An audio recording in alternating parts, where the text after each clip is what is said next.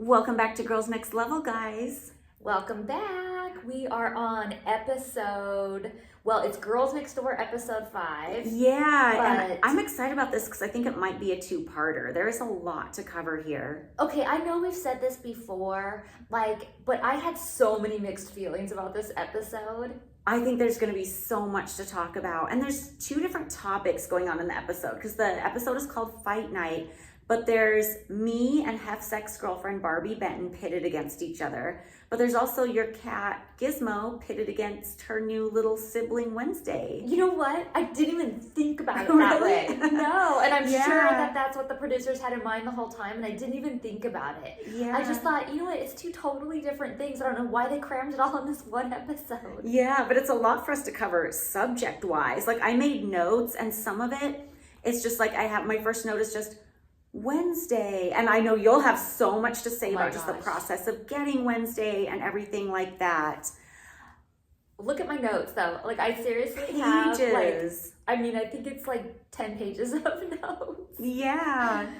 It's crazy. You know what we should touch on first, because this is something that happened in real time in between the tapings of episode 4 and episode 5, is the luncheon we had with our executive producer. Okay. It was eventful. Let me dig out my scrapbooks. I can show you the menu to refresh your memory. Okay. Well, for those, while she's doing that, I'll tell you guys that this was a meeting that took place, like she said, with our executive producer of the show. And he called this meeting and it was outside by the pool. I remember it was a nice day and beautiful day. Had a nice lunch that they prepared an amazing menu for us. So let's say she has it here. It is fresh fruit plate, Olive Garden salad, Chinese chicken salad, panko crusted chicken breast with tortilla chips and bean dip. Oh, I forgot about that meal. Yum. I want that. Sounds so good. Grilled bacon cheeseburger and skinny fries, or angel hair pasta with marinara and garlic bread. So we would choose one of those. So this little menu I have saved in my scrapbook, it's signed by everybody, and it's very cute because you say something really nice. You wrote, Holly, you're the best. And Kevin wrote, to Holly, thanks. And he did a whole signature, and he goes, and woof woof. And he drew the woof woof doll that he gave you, the Munsters so doll. Well. Yeah, and Kendra just signed it. Yeah. But this was an interesting meeting because it was our first time really sitting down with the executive producer that wasn't an on-camera interview. And he was telling us about how we were going to be stars. And how he kept saying, you're going to be stars. My stars. And he would do this weird wavy thing with his fingers. And he warned us. I remember he warned us that being a TV star was a little bit different because this is back in 2005. So we didn't have any social media stars back then. It was you were either known for being in movies, TV, or music. And he was saying that you had to be especially prepared to be a TV star. It was different than being a movie star because you're in people's living rooms. They feel more casual with you, I guess what he was trying to say.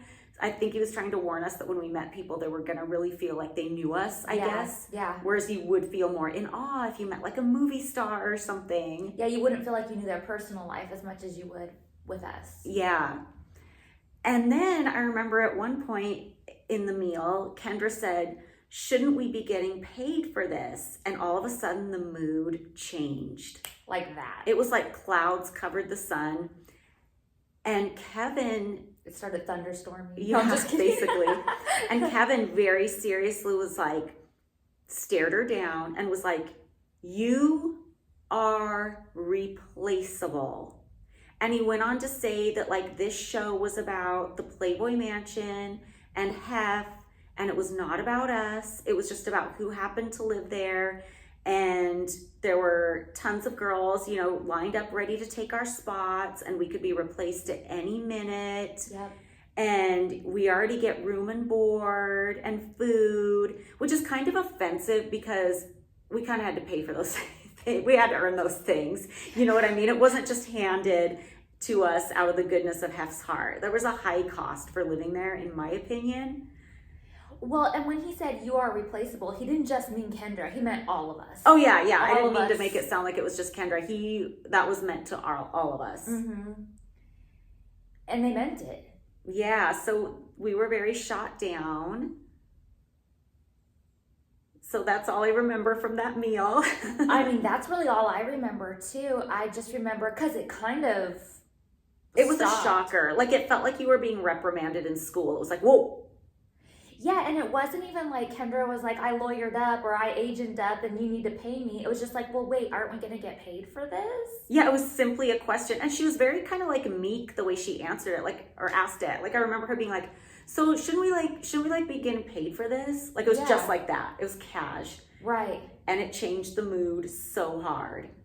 So we'll be stars, but you're just not going to get paid for it. Yeah, and it was interesting because I know, Bridget, in the meantime, like, you've spoke with somebody who used to work with Kevin, and she was very much under the impression that it was Hef's decision for us not to get paid. Mm-hmm. And clearly by the time we had this luncheon, like, Kevin was on board with Hef, but she also said that there got to be a point where Kevin felt guilty and was like, we need to pay these girls something. Yeah, that's what she told me. She said that the decision to not pay us came directly from Altaloma.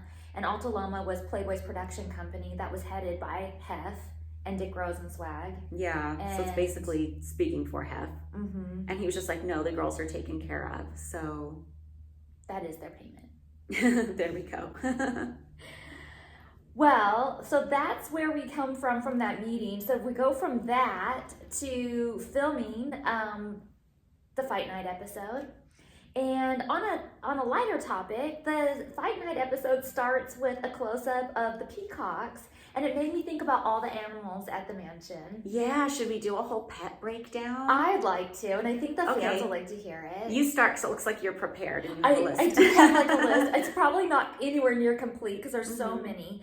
But I'll start with the bird aviary, just because the first time I stayed there, you stay in the guest house, and the guest house is not only connected to security, but it's also connected to what's called like the bird aviary. And you walk through, and it's like this giant jungle room. wonderland. Yeah, it was really cool. It's all jungle and rock themed. There's vines coming down everywhere and like orchids growing. Aquariums set in the rock in the wall. Yeah, and ponds with waterfalls and little streams going through it. And then there's all these exotic birds, like amazing, beautiful toucans, rare toucans, hornbills, which they have grapes, and you can feed the toucans and the hornbills grapes, and they have these giant long beaks. You can throw them the grapes and they'll catch them. Yeah, they're really talented. good at it. Yeah. But they'll take it right out of your hand too, and it looks super scary. I remember when I took guests on tours, and I would say, see, you can even feed them grapes, and then their big old bill would come at you, and they would be like, yeah, because the hornbill toucan isn't like the cute toucan Sam Fruit Loops toucan. We had some of those too. Yeah. But the hornbills have like these big, like rock looking beaks. Yeah, and then they have like the giant pouch on their neck where they store all the, because they don't actually swallow the grape, they just kind of store it for later when they want it.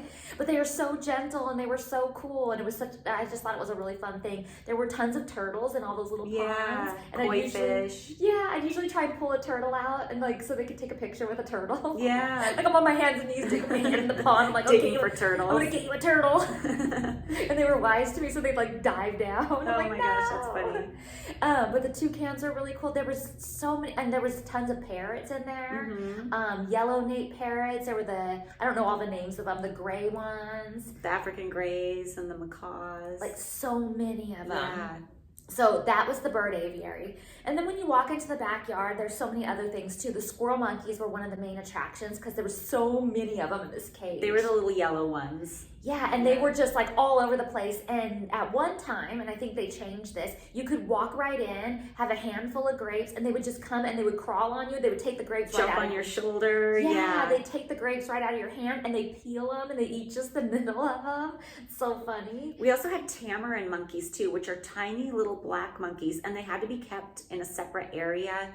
And I remember somebody told me that Hef's zoo, because he had to have like an official zoo license to have all these animals, it was the only one that had both squirrel monkeys and tamarins, because there were certain diseases they could catch that would like kill one monkey and not the other. So like the LA zoo only had tamarins and not squirrel monkeys. Like most places with zoo licenses, you can have one or the other. And for some reason, Hef's got away with having both, but they had to be kept in like very separate areas. Yeah.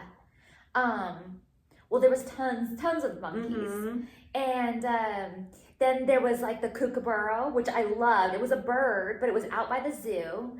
And it's from Australia, but it made this very distinct, really cool noise. If you've never heard of what a kookaburra sounds like, you should like look it up because it makes this. It almost sounds like it's laughing. So I loved when I was doing tours, I would be like, I hope the kookaburra does his little laugh, and I would tell people about it.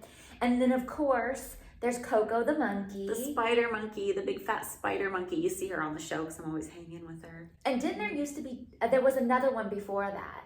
Pepe, yeah. The boy, he was skinny. Yeah. Mm-hmm. And so, and then there was a kinkajou. And if you don't know what a kinkajou is, you have to look it up because I don't even know, like. They're also called honey bears. There's a TikTok account I follow. I forget what it's called, but they're like a honey bear rescue. So I was obsessed with the kinkajou for whatever reason, and he only comes out at night. He's nocturnal, and I would go and sit in his cage and wait for him to come out, and I would try and entice him. Because I'm sure they're called honey bear because they like sweets. Mm-hmm. So the zookeepers told me you have to take sweets out there if you want him to come out. So I would take things like honey. I would take stuff like he liked M&Ms. I don't know if you're supposed to feed him M&Ms, but he liked them.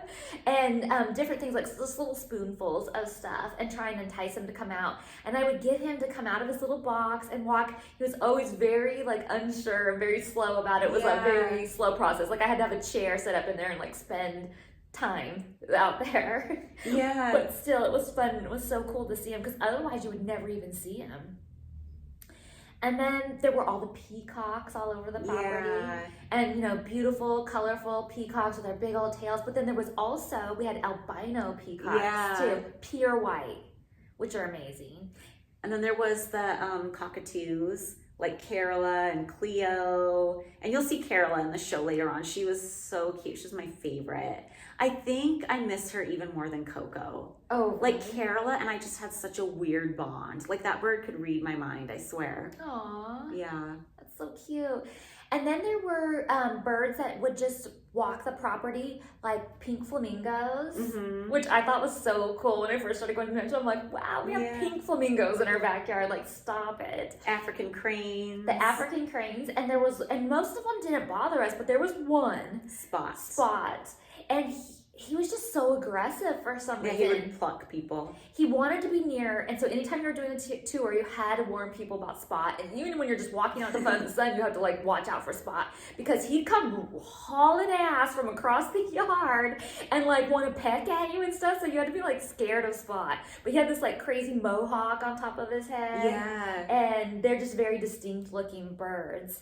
And do we talk about Hef's zoo license? I mean, I know you kind of mentioned it a little bit, but like he had a specific, he was like one of the only He had the only private zoo license in LA County. Yeah, but there was like a special clause to it, like no hoofs and no... You don't know this? No.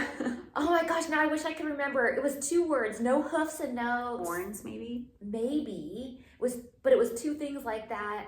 That was his limitations on it. Interesting. So he couldn't have like a giraffe in the backyard. Yeah. I don't know how that meant for like a donkey or something like that, but I guess if no hoofs, no hoofs. Yeah. I don't know. And then of course there was the pets.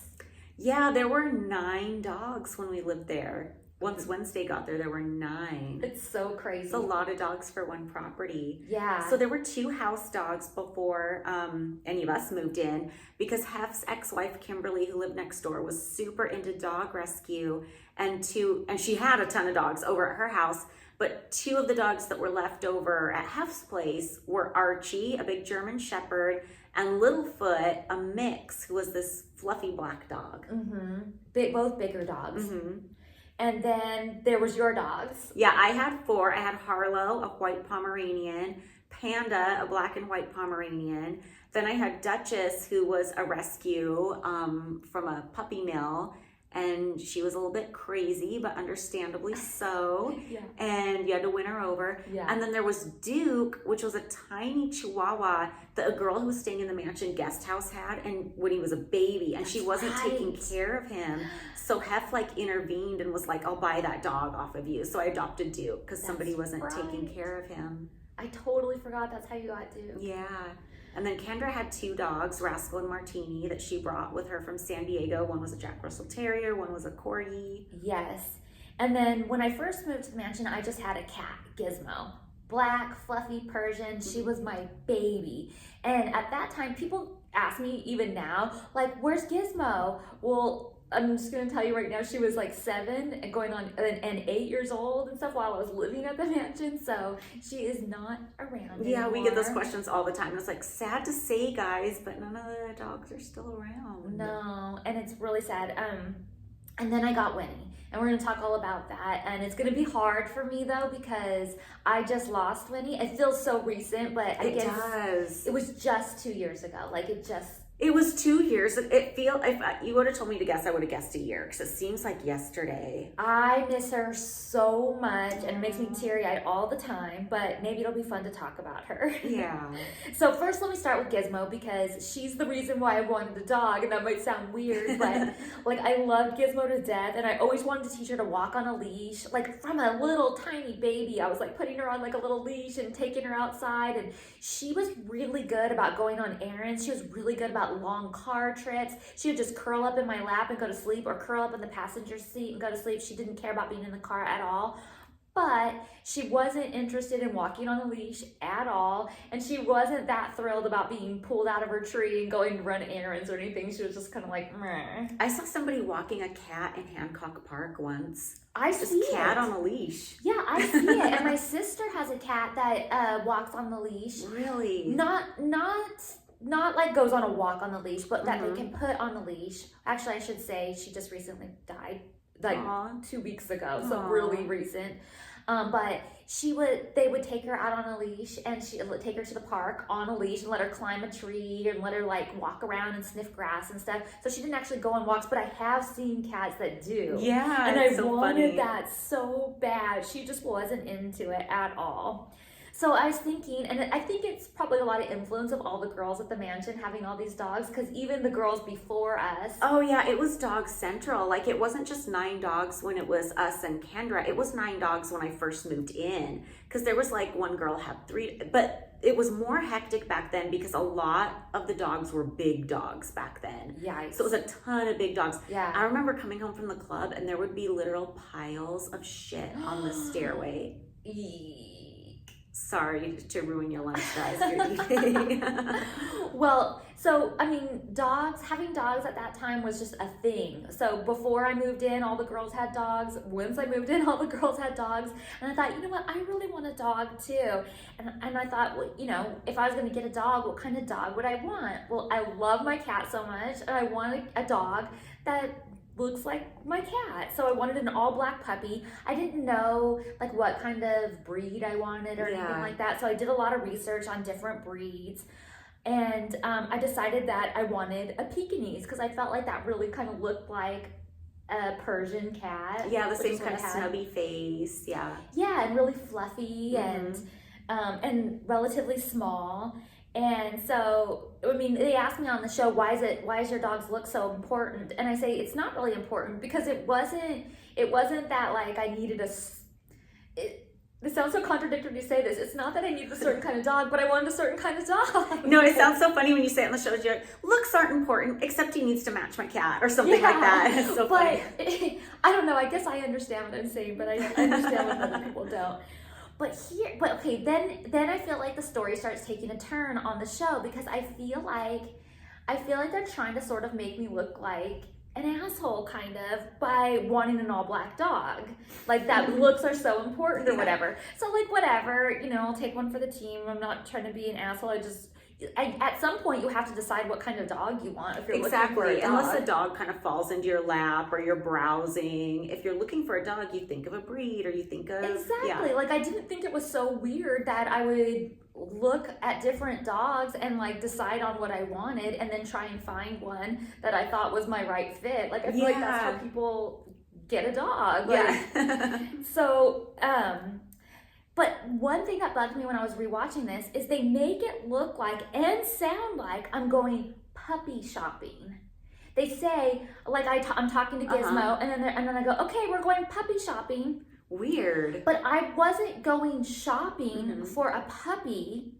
I was going shopping for the puppy, if that makes sense. Like I was going to get supplies.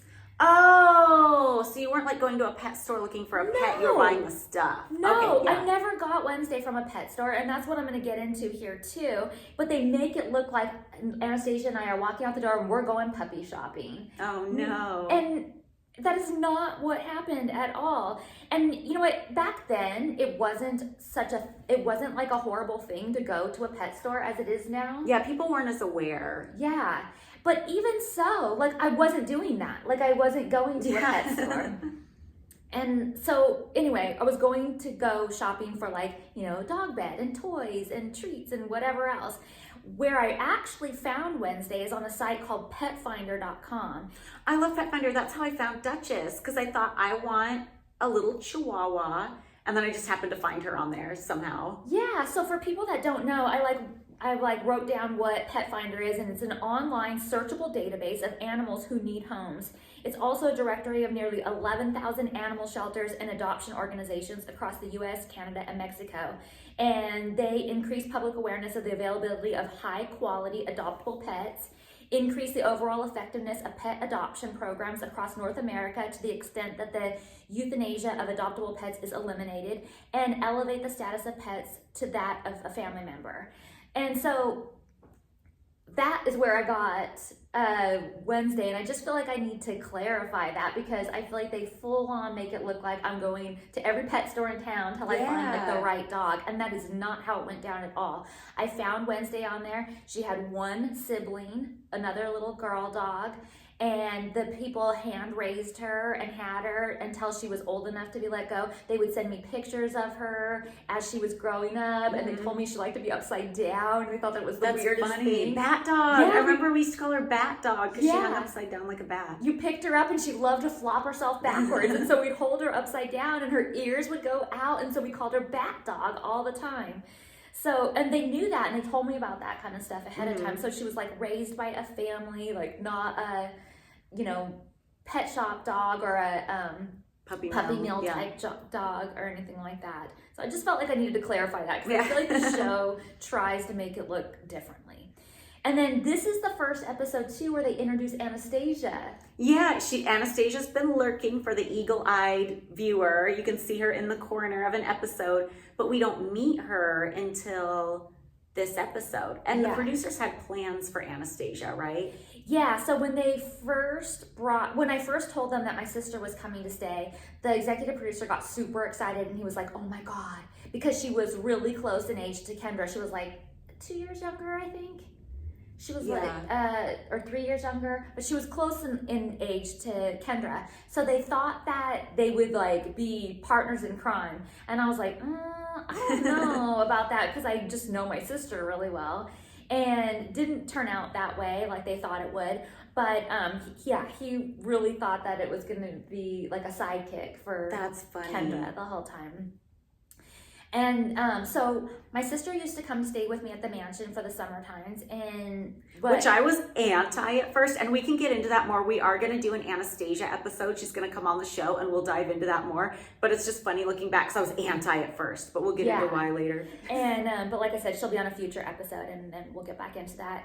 And then we when it shows us going to go puppy shopping, then it like cuts to us at the airport, and we're in totally different clothes because we actually went all the way to North Carolina to Fort Bragg to visit my brother. We were gone for just 3 days because Hef didn't really want us to be gone. So we had to like fly there one day, film the next day, and fly home the next day. So it was like really quick.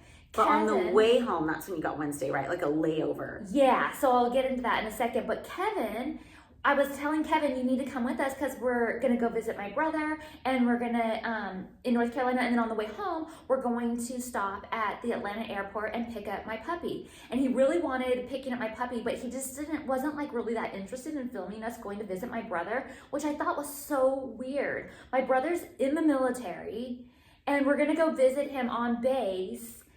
And yeah, I mean, it would have been a loss to have not covered that, because I feel like you and your character, because you are so close to your family and you have like a cute little sister and like your brother's in the military, like it showed such a family side to the characters on the show And I feel like you needed that in Girls Next Door for this show to work with a middle America audience. Yeah, and it also sets up so many scenes that come later that we did, you know? So anyway, he didn't want to send a crew, but he ultimately just sent one producer with literally like a handheld camera. It was before iPhones, or I swear he wouldn't have even sent her with a camera. He would have just been like, use your iPhone. And one mic pack. And it was like, whatever, you know, whatever you get, you get. So the quality is like crap. And no offense to the producer that was with me, because she was amazing and she did the best she could with all of those scenes, and they worked for the show, so she obviously did a decent job with what she had. And those scenes with your brother will be in episode 6, the Operation Playmate. Yeah, so we'll talk more about all of that then.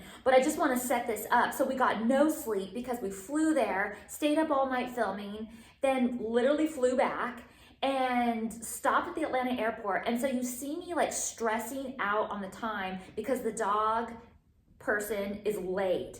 And I get nervous just you saying that, because airports, security, all that makes me nervous. Not having enough time for a layover makes me so nervous. Yeah, I know that I gave myself like ample time because we have to like leave the airport, get our luggage, and then we had to like wait for the dog, get the dog, and then go back through security with a dog, which I've never done before, and fly from Atlanta back to LA. And I got to get home because Hef will be pissed if I don't make this flight. Oh, you know? my God. So like the stress is on. So it shows me like going tick, tick, tick, you know, watching my phone. She's 20 minutes late. She's a half hour late. She's 40, whatever. But the stress isn't because I'm so impatient about getting my dog and I'm just sitting at LAX or Calm something. down, Bridget. I mean, can't you live another hour without your dog? The stress is because I have to catch a plane. Like, we've got to get on this flight and she's not here. And so, and there's no communication. Like, I mean, this is before texting. So like I have to call her and she's driving. Oh my and like, God.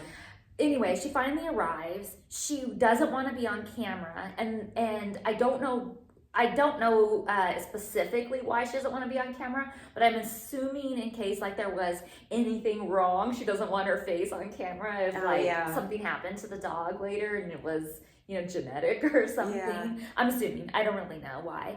But so I'm waiting. We've gotten no sleep. We've been up for like 24 hours. I'm waiting for her. She finally arrives. And I remember like being just so excited and so in awe at this little black bundle in the case that I was just standing there like in awe. And my sister finally starts reaching for the bag that the dog is in. And I was like, hey, get out of here. Like I totally slapped her away. That's so funny. When you see Wednesday lifted out of the bag, like if you didn't know when you were just watching the show and you had no setup that it was a dog, she could be a dog or a cat. Like a kitten or a puppy. Totally. And also I wanted to ask too, like in the earlier scenes, you're looking at Wednesday's pictures that the owner is sending you, and you're talking about how Wednesday has a white spot on her face, but I don't remember Wednesday ever having a white spot on her face. Did it go away? I know she got grays later. Yeah. It wasn't on her face. She had a white spot on her chest. Oh, that's what it was. And it was actually even lower down than just like her chest. Like you couldn't see it if she was just sitting there. You see it if she rolled over onto her back. It was like lower than that, kind of like between her two front legs, sort of. So when I'm watching the show, the way it's explained, I'm like looking for it on her face, and I'm like, I don't remember having a white spot. No, not on her face. And then there was also like a white spot on one of her paws too, underneath though. But no, I just love everything about her. So see. And she was so cute. Like they pulled this little thing out and I'm just like dying. And rewatching it, I'm still dying. Like she's so cute. So cute. And I remember putting her on my lap and like checking her over and stuff, because I don't know, this is my first time getting a dog. Like I don't even know what you're supposed to do. And I did see like a little mark on her eyeball. And I asked the lady like what happened to her eye, and she's like, oh, I didn't notice, let me see. And she looked and she said, oh, I think maybe her sister maybe like got her in the eye when they were like playing or like sleeping or whatever. So you might want to just like take her to the vet and get like a little antibiotic eye drop or something for that. It actually turned out to be something much worse. But what? Well, it turned in later, like it didn't really heal like that. And then the doctors told me that it was the start of like a cataract thing. And then she ended up at just 2 years old having to go in and have full cataract surgery and have the lens removed. Oh my gosh. The other thing that stresses me out besides airports is eyeball stuff. So I'm sitting here melting in the corner of this podcast, like all my worst fears are like coming to the surface. It was a very intense, long surgery. And not only that, but they said if there's any problems, if like we start getting swelling in her eye, we're gonna have to pull out and we might not be able to put the new lens in. Oh my God. And so I was like, okay, but now in my head I'm thinking, oh, those are just the things they have to warn you about. That never really happens. Yeah. But it did. They called me and said we had to pull out early. She doesn't have a lens in the eye. But then they told me she'll just never be able to read or drive. Well, it's like that character in Lady and the Tramp where he loses his sense of smell and he's always bumping into things. Because like dogs don't use their sight as much as we do. They rely on like smell and other things. Yeah, so I don't know what a dog's eyesight normally looks like, but I guess that eye was going to be blurry. And they could go back in and put an artificial lens in later, but I just didn't want to put her through that. I thought, Yeah, why do it? It's too much pain for not enough quality that they're getting. Yeah, it was one thing if she was going to be totally blind in it, which she would have been if I let the cataract continue, but... or so I'm told, but I just felt like... Speaking of dogs, we're about to get a jumper. Yeah. And I'm worried he's gonna like knock over a microphone. Do you want me to lift you up, Luke Schmo? There you go. Whoa. Okay. Yeah, so... Oh, and then wait, I have to back up for a second. Can we just talk for a minute about the juicy dog bag that I'm using? Yeah. It's so cute. There were some cute dog bags back in the day. Like I remember Playboy made one. Yeah. I had one of those. I had a Louis Vuitton one. It was cute, and I remember I rhinestoned it too. Yeah. So it was extra bling, and it was so cute. It was all pink, if you didn't see it. And I also wanted to mention my flip phone that I'm using in there. It was just so 2000. And aren't you like in a juicy tracksuit? Like that's a very 2000 scene. Everything I probably am. And I just remember looking so terrible because like I said, okay, first of all, we're in crappy airport lighting. Well, I don't think you look bad, but I did notice she was sticking the camera up in your face. Like if somebody would have had a camera that close to my face, I would have been like, can you back off at least 3 feet? Yeah. Because you're going to see every pore in my nose. It was so bad. The airport lighting was bad. We've been up all night and like traveling. It was just all around bad, stressed out. Like everything was bad about that scene. Okay, so then we make our flight, surprise, surprise, and they tell me, okay, the carrier has to go under the seat, which, okay, I know, I get it, but like she's just a baby and she's so cute, and like I want to like touch her and hold her so bad, and I kept trying to sneak her out, and we had 2 flight attendants that would walk by, and one of them was so nice and like totally cool about it, and she was like would smile and pet her and be like she's the cutest thing ever, and like everybody around me was like, oh, can I pet her, can I touch her, and was just like in awe over her and so cute. Then there was another flight attendant that was a total bitch, and every time she walked by she's like, I am not gonna tell you again. You need to put that dog away. And I'm like, but she's just like hater. Yeah, and I would try and hide her underneath a blanket and stuff. Or my sister would try and hide her, and the flight attendant would get so pissed. And like 5 different times I would try and go to the bathroom with her, and I would put out a pee-pee pad and I'd be like, okay, go pee-pee, go pee-pee. Yeah. And she would not go to the bathroom at all. So I was like getting worried because like I'm a first-time dog owner and I don't know how often they should be going to the bathroom, but I felt like she should go at some point on the flight, and she didn't. So I was like really nervous about that. And then we get into the limo. We finally get off the flight, we get into the limo, and we are sitting down, and I set her on the seat next to me, and all of a sudden she just lets go and pees, and it's all over Anastasia, and poor Anastasia, but I was so relieved that she finally peed, because I thought, she's not peeing, something's wrong with her. You were like, finally, and Anastasia's like, finally. Yeah, so funny. It's totally what I said, finally. And then we get home, and Hef walks out and meets her for the first time, and I think that's a really sweet scene, and he calls her Miss September, which I love. Well, she should be Miss October, let's be real. She should. And then, dun dun dun, the Wednesday and Gizmo meeting. Oh, the showdown. Yeah. So I tell... The smackdown. Yeah, I tell Anastasia before we even walk in, okay, I'm going to hold her till we get inside, but as soon as we get inside, like, I don't want to be caught holding Winnie at first. Like, you have to, like, grab Winnie right away. And then I'm going to get Gizmo, and I'm going to give her some love because we haven't seen her in a couple days. And then we're going to, like, introduce them. But I don't know how Gizmo's going to act, so we got to, like, you know, be careful about it. And so I walk in the room and I go to hand Anastasia Wednesday, and Anastasia's not paying attention. So for a second, like I feel bad because Winnie's like dangling there for a second. Then she grabs her, and then I go get Gizmo and I'm petting her, and she's a good sport. And then we do the face off. They really should have played that High Noon song. Oh yeah, that would have been cute. The Western thing. Yeah, like the good, the bad, and the ugly. Yeah, oh, is that what it is? I thought it was High Noon. But yeah. With a tumbleweed going by. Yeah. But Gizmo was a pretty good sport. She just looked and didn't really do anything. They probably added some growls though, right? I think there was a growl they added. And just for the viewers out there, and I think I've said this a million times before in commentary and other things, Gizmo did not make all those, well, she did make some noises. I don't think I ever remember her making a noise in real life that I heard. Well, sometimes, but not like they show her on the show. And people have written to me like over the years and said she was the original grumpy cat. She kind of is. That's cute. And I can totally see why people would say that, but she did not make all those noises all the time. And so yeah, and then they of course make it look like poor Gizmo is not into it, but I don't think she minded. And one thing that I thought it actually might help Gizmo is that we are gone a lot, like we're always running errands and we're always, had to go to the clubs and do all these things and downstairs for buffet dinner and a movie. And I actually thought that having a dog kind of running around the room might actually entertain Gizmo. She can go up in her tree and doesn't have to be bothered by it, and she can watch down on this little thing, this little puppy running around.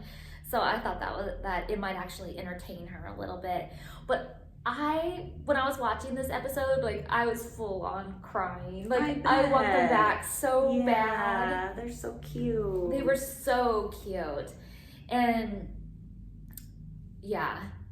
And they also show that fight night is like the day they kind of make it look like it's the day I get back from North Carolina. Yeah, they show the kitchen preparing, and they show this giant tub of pesto. Ew. And they have this industrial size weird mixer that looks like something you would break up a street with, like a jackhammer. Yeah, and the pesto, I don't know. I mean, I'm not a fan of pesto, but it looked so gross. It was a lot. The only reason I knew what it was because it was labeled. Otherwise, I would have been like, what is that? And then, the night, too, that I got home with Gizmo in real life, not fight night, but in real life, it was like a dinner and a movie night, which is another reason why I had to get home by a certain time. And I remember I was sitting on my bed, and my sister was sitting next to me, and we were having wine, and we were telling Stacy all about our trip and stuff. And that is the night that I had a ghost experience at the mansion. Oh my God. We talked about it on the Halloween special, but this is just such a scary story. I wish I would have been there for it. Because just the fact that 3 people witnessed it at once is what's so crazy to me. And it's interesting, I wonder if it was Joni, if she wanted to see the puppy. That's what I think it is, 100%. Because I'm pretty positive it was her. And I feel like that would have been, I know that she was very much interested in all the girls and all the animals and just very motherly around the house and stuff. And I'm positive that's what it was. I don't think it was scary. It was scary at the moment because it was shocking that somebody was standing in my room. But I don't feel like it was a scary thing. And I don't think she was trying to be scary. I think she just wanted to see the new puppy. Yeah, so I'm, sitting on my bed. My sister's next to me. My sister is over it and trying to go to sleep because she's not super social. And I'm telling Stacy every detail about our trip.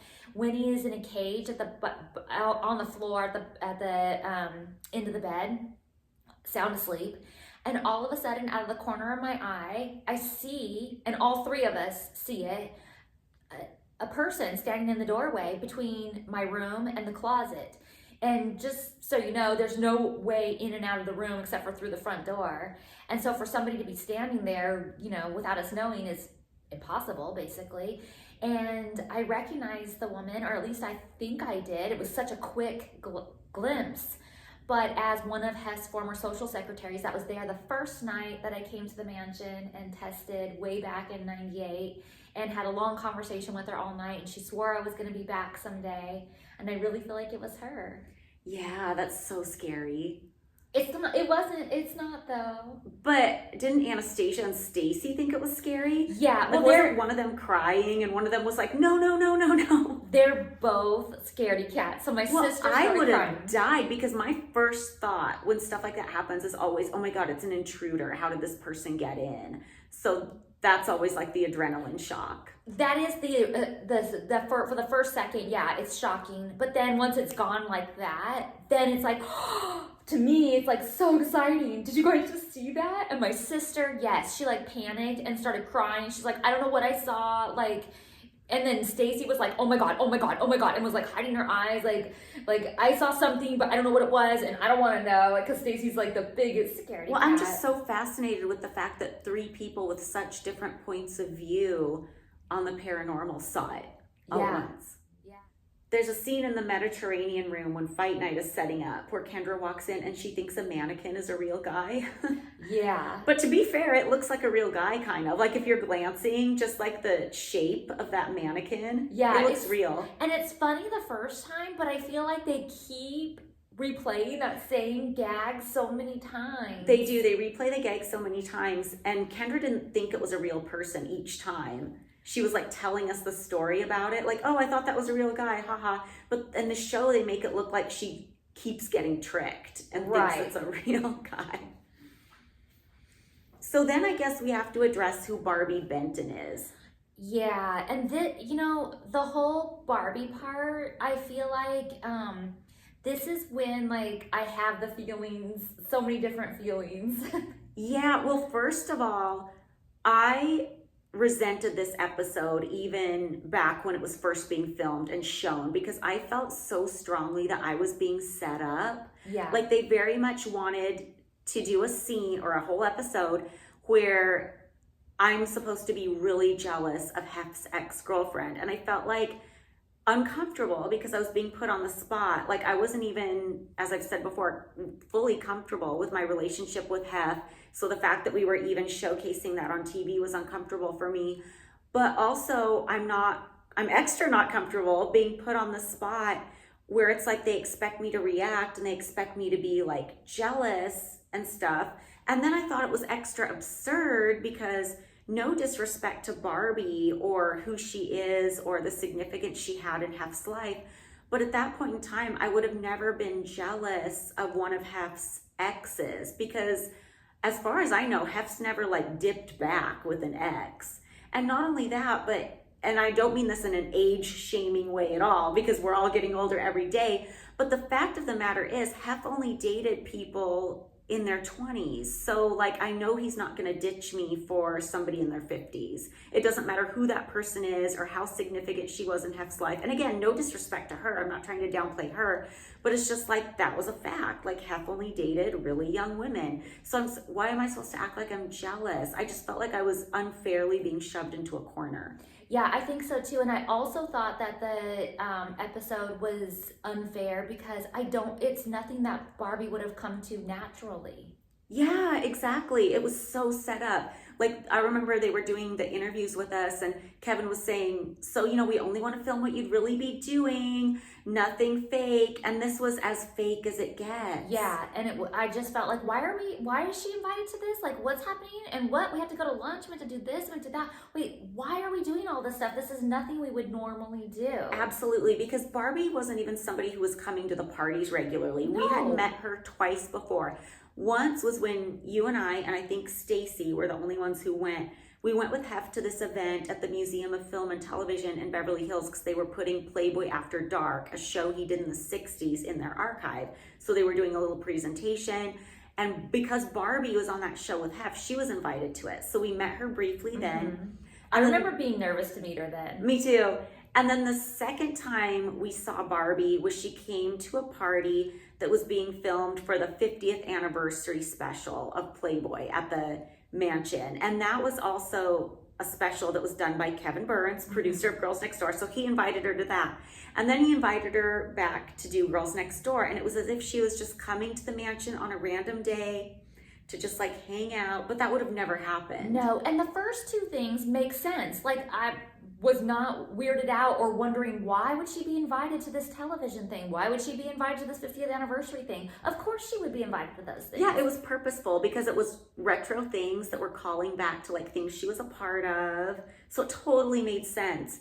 But I had never seen her on like a normal day at the mansion or at a regular party. Never.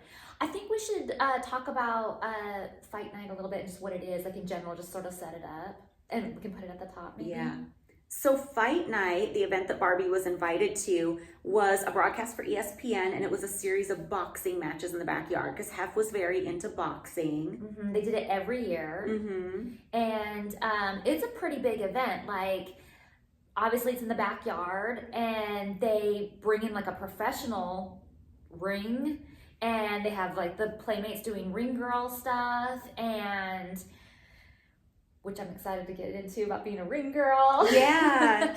and like you said, they film it for ESPN, and there's a lot of celebrities invited, and tons of people come, and it's like a big deal every year, but not so big that people like Barbie would have come. Like, it's not really a... Yeah, it was more just like local people showing up. It wasn't like something that people flew in for unless they were like actually in the fight. Right. You know what I mean? Yeah. So that was a little odd. And should we get into kind of a backstory on who Barbie is before we go deeper? Totally. So Barbie Benton was Hef's main girlfriend in like the late 60s, early 70s for like 7.5 years total, I think. He met her on the set of a show he did called Playboy After Dark that he filmed in LA. He met her in 68. She was 18. He was almost 50 or something. So there was a big age gap, not as big an age gap as what we had with Hef, but there was still a big age gap. She was like a UCLA student at the time. They started dating and they kept dating. And at the time, Hef had like a penthouse apartment on Sunset Boulevard, and he lived in Chicago most of the time. But when he would come out to LA, he would see Barbie, and they played tennis together because Barbie loved tennis. So they would always go to like a tennis club or whatever. And it got to the point where Hef was kind of like feeling inconvenienced and maybe wanting his own home with a tennis court. So he doesn't have to like go to the tennis club and wait for the slot and things like that. Because that's a very un-Hef thing to do, wait for anything. So Barbie really wanted him to buy a house, but he was hesitant because he thought that there would not be a house in LA that was special enough for him. He wanted something like really grand and historic. So Barbie decides to take it upon herself to look for the house, which I love this. And I really want to have Barbie on the show because I think she'd be so fun to talk to for so many reasons.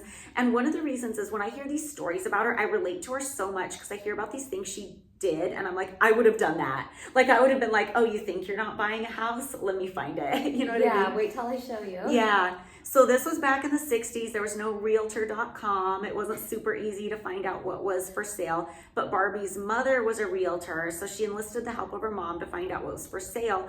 And there was this giant house in Holmby Hills, which is this teeny tiny little section of LA next to Bel Air, kind of close to UCLA. And there was this ginormous house for sale. And I wouldn't say it was abandoned, but it was definitely a house where nobody had lived for a while. Yeah. So it was kind of like the quote unquote haunted house in the neighborhood up on a hill, kind of like looking like a Scooby-Doo house. And the gates were like chained and padlocked shut, and nobody was available to let anybody in. So Barbie jumps the fence, which is another thing I totally would have done. And she walks around the property and she sees that there's a tennis court, and she's like, this is it. This is perfect. So she convinced Hef to look at it, and Hef said there were 2 properties he was looking at that he was interested in. The other one was a home in Beverly Hills, which used to be owned by Marion Davies, who was an actress in the 30s, who was the mistress of William Randolph Hearst. And she had this ginormous home, which was later owned by Diana Ross. It was also featured in the movie The Godfather. Really, really beautiful home. A friend of Hef's owned it when we lived with Hef, so we got to go to a few parties there. It was really amazing. This house, you guys, it has like a 2-story Beauty and the Beast library. It is so no joke. It was so pretty. But anyway, so he's trying to decide between the 2 houses. He picks the one he ended up buying because it was more like English style, and he felt that because he had some English heritage, it was more suitable than like a Spanish style home. At least that's what he told me why he picked that one. Yeah. So he ended up getting the house. The company bought it. He didn't own it. But I guess Barbie lived there full time while he was in Chicago. but I think she had her own place too. I don't know for sure. Because I know, because he would go back and forth between Chicago and LA, and he was dating Barbie in LA, but he had a whole other main girlfriend in Chicago, a girl named Karen. She was the one who bought him originally the Monopoly pieces that we played with. But there were some points in time I know that Karen would fly out with Hef from LA and stay at the LA mansion, because people used to tell stories about how Karen, because she was a platinum blonde, so she had these white bobby pins, and she would go out of her way to leave the white bobby pins in the bathroom so Barbie would find them. Wow. Which is so petty. Yeah. I want Barbie to come on the show so bad, because she's got to have some stories. Because like dating Hef back when she dated Hef would have been night and day from when we dated Hef. Like they traveled the world together. Yeah, like they flew around on that private jet that was all customized and crazy. Mm-hmm. And just, she's got to have so many stories that she's never even shared. And I think they'd be so fun. I'm here for it. I know. So Barbie, if you're out there, if you're listening, if you want to come on, we would love to have you on. I actually tried texting you. Check your phone. Yeah. So Hef and Barbie like eventually broke up in like the mid 70s and then remained like cordial friends throughout the years. Yeah, I feel like Hef typically stayed cordial with most of his exes. Not me. I know, not you, but like even his ex-wife. Yeah. Both of them. Yeah. I felt like I had to clarify that because I was thinking of one, but I think you were thinking the other. Yeah. And yeah, just even girlfriends like more modern day. Not all of them, of course, but a lot of them. Yeah. So Barbie was very much like Hef's most iconic person he'd ever dated, I would say, up to that point. Like she was the girlfriend that like if you knew anything about Hef, she was the one you knew, I think. Well, how many times was she in the magazine, do you think, or on the cover? She was on the cover 4 times, but one time was in the 80s. Like she came back like long after her and Hef stopped dating and did like a return to the magazine, like very 80s style. Yeah. Okay, well, can we talk about some of her covers and stuff? Because I think they are so cute. First of all, Barbie was just cute. I know. She has the cutest nose I have ever seen on a face in my life. Like, I look at some of those photos and I'm like, that she is adorable. She's adorable. And she had like these cute, like brunette bangs.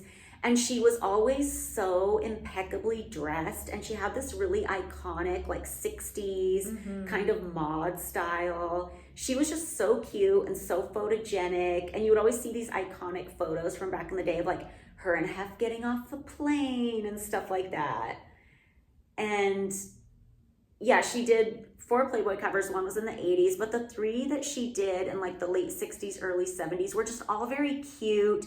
And they all kind of like had the same color scheme. They were all kind of like yellowish, orangish. Like there was one where she was like on like a sun blanket where it looked like she was on the beach, but probably shot in a studio somewhere. Yeah. And then the other 2 from that era were kind of like close-ups of her face, like orange background.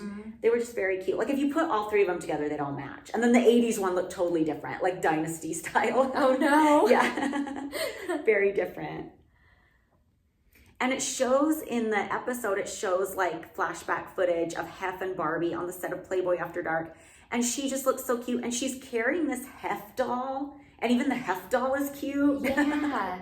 Wait, did we find that Hef doll later, or was there a duplicate made or something? I feel like... No, he had like a more bootleg version in his room, but it was totally different. I asked about the Hef doll, and he said it was like made out of foam and it deteriorated. Oh, because I remember there being one in his room, but... But it wasn't as cute. It was like very different. And it was funny because Barbie came back on the show so many times that I started to make fun of our producer, Kevin, for it. Because Kevin's age, like he was probably 12 or so by the time Barbie Benton was a big deal and was a sex symbol. And that's probably somebody he grew up having a crush on, I would imagine. And I imagine that's probably why he thought she was such a big deal and kept inviting her back. And you know what's a funny story is the first project Kevin ever did for Hef was Hef's biography on A&E. And the biography showed the Hef and Barbie years as like this very idyllic time. And I heard so many people tell me the story about how Hef's wife, Kimberly, got pissed because she was with Hef when that biography came out. And she got so pissed because she thought that the Hef and Barbie years were made to look so idyllic and that Barbie was made to look like the one that got away. So she hated the biography supposedly and was like pissed about it because she thought like Barbie was portrayed as like the love of Hef's life and not her. So this is something that Kevin had been perpetrating for a while. Oh yeah, no, it started back in the day. Even back with Kimberly. But I don't think it was out of bounds. Like, yeah, I made fun of him for always bringing her back. And in the commentary, I called her Barbie Burns because his last name was Burns. So I'd be like, Kevin, it's Barbie Burns, your great love. But I think as far as the biography, I don't think it was out of bounds to like portray Barbie as like the special love of Hef's life. Because I feel like they had a really like special time together, and it was very like iconic and very photogenic, and she was there for a lot of important things, I think. Yeah, but if you're gonna portray somebody as the love of someone's life and the one that got away and they're remarried now, that doesn't sit very well. It's kind of harsh. Yeah, they're remarried and have kids. Like, it's like, but huh? Yeah, that's gotta be rough. Mm-hmm. And there was this bust of Barbie that Hef kept in the library, and I never thought it was like inappropriate or like a weird lovelorn thing. I just think it was like a really pretty, really cool bust. And apparently that was banished when Kimberly was there. And the second he got divorced, the bust came back out. And you know what's funny too? Every interview Hef did, that bust is in the background. And no one's ever, like, as far as I know, asked for it to be removed. Yeah, lurking. And it's in every interview. But yeah, Hef would do these weird open mouth pecks. And it's weird because I don't remember noticing them at the time or thinking they were weird or creepy or gross in real life or when we rewatch the show. But now I watch it and I'm like, why is he coming at you with this open mouth peck? Yeah. It's not an open mouth kiss, it's an open mouth peck. And it just looks kind of gross and creepy on camera. And it's a weird thing to do. Like, who does an open mouth peck? Yeah, I don't want to jump ahead, but there's a scene at the very end where he's saying goodbye to Barbie and he goes to do it and she like turns her head and gives him a hug instead. Oh my God, that's funny. But then he does give her the open mouth peck after that. But I was just like, she saw that coming and was like, nope. Yeah. I don't really remember thinking anything of it while we were there either, though. Like, I didn't notice it at all, but now I look at it and I'm like, ugh, why does he look like a frog? You talked about when Barbie's coming, you say in your interview that you wanted to make a good impression. Yeah, I don't know if I really felt that or really cared, or if it's just one of those things where they're asking you in the interview, oh, so how did you feel getting ready for Barbie? And you just have to say something. Okay. Because I also say in there that I'm like nervous or something. And I don't think I was nervous. I think I was. I think I was definitely nervous. Oh no, in the interview I say I'm stressing or something. And I'm like, why would I have been stressing? I think the reason I would have been stressing is more the fact that we were filming it. Like if it was just gonna be like, oh, Barbie's coming, let's have lunch, and it wasn't on camera, I would have never stressed. But the fact that I know they're filming us and I know what they want, like I know they're setting it up to make me look jealous or setting up some kind of conflict, that's why I'm stressed. Yeah. Not because Barbie's coming. Yeah, they were definitely doing it to get some sort of drama. And you know what bugs me is when they show me getting ready at the Bambi, they're playing like this Revolutionary War military march music in the background, like I'm getting ready for battle. Oh my God. It's See, like, I don't notice I do not like care. That. But I do like my outfit. I'm wearing a very cute 50s style circle skirt. Oh, one of my notes in here is that you looked really cute. Thanks. But okay, so she arrives and she has really cute background music. Remember last episode we were talking about how they gave you that weird honky tonk music? Yes. And I remember at the time thinking, well, if Bridget had theme music, what would it be? And I was thinking either something that sounds like the Bewitched theme or like a bubbly 60s thing. And they play a bubbly 60s music for Barbie, which makes sense because Hef met her in the 60s. But I feel like that could have been cute background music for you too. Like that could have been your cute theme music. Yeah, I like the Bewitched thing. Yeah, that would have been cute too. But she walks up and she says it's awkward being at the mansion when she doesn't live there. And I'm thinking, but you haven't lived there in like 25 years. I know. So why is it awkward? And you know what else I wonder? And I hope she comes on the show because I really want to ask her this. Is I love that house so much as a house. Mm-hmm. Like forget Hef, forget Playboy. Like just the beauty of it and the beauty of the grounds and the architectural style and everything. And I just wonder, what would it have been like to live there and feel like this is my house. But I wonder, did she feel that way? I feel like it could have gone either way. Like she could have felt like, oh, I convinced Hef to buy this house and we're such a cute little couple. Like maybe, like I wonder if she saw that as her forever home and thought they would settle down, or if she was like, oh, this is just a pit stop on my journey to becoming famous or something. Oh, I'd be so interested to know. I'm so curious. And also, like, I wonder, did the mansion, because I know in the 70s, the mansion was a cesspool and it was absolutely insane. And there were people up there all the time. But like in the late, or like in the, I guess he bought it in 71, like in the early 70s when Barbie was there, I wonder, did it feel more private?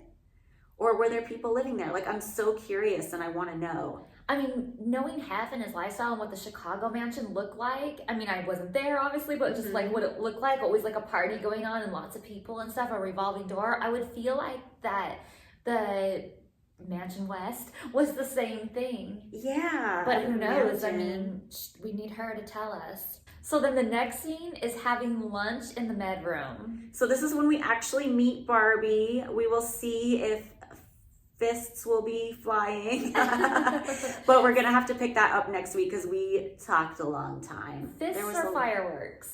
Yeah, it's for flying. I don't know. So we will see you guys next week. Thank you so much for hanging in there with us. And we're excited to get into it. And Barbie, come on the show. Hit us up. Yes. Bye, guys.